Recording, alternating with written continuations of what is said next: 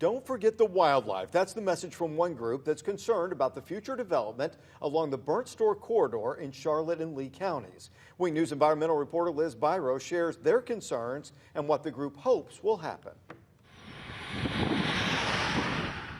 Just as we have to get from point A to point B, so do our animals. As we have more and more development, more and more wildlife is being displaced.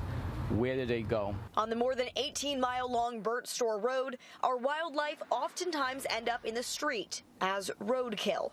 This massive passageway is lined with undeveloped land, including the over 45,000-acre Charlotte Harbor State Park.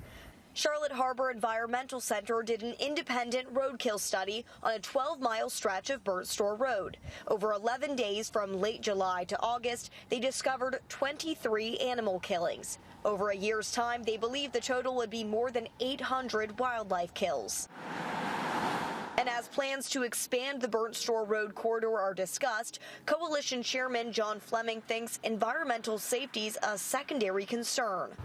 The original plan for the Burnt Store area had a wildlife corridor, but from what we've seen, it's been disjointed. Development has been allowed to take over areas they shouldn't be, and that's been a threat to all wildlife. That original plan, written in 2005, recommended wildlife crossings connecting the preserve on the Charlotte Harbor side to the preserve going out to Route 41. Fleming says that never happened. Planners say they have set aside room for wildlife.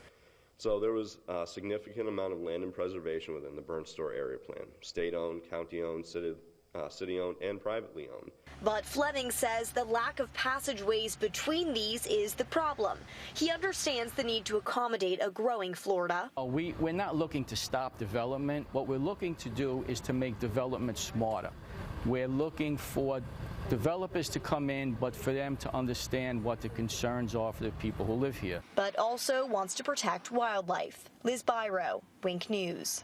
Liz, thanks. The Burnt Store Corridor Coalition started a petition to try to get a new environmental study that will thoroughly document the extent of the wildlife killings and damage to our environment along the corridor. You can find more information on our website. Just go to winknews.com.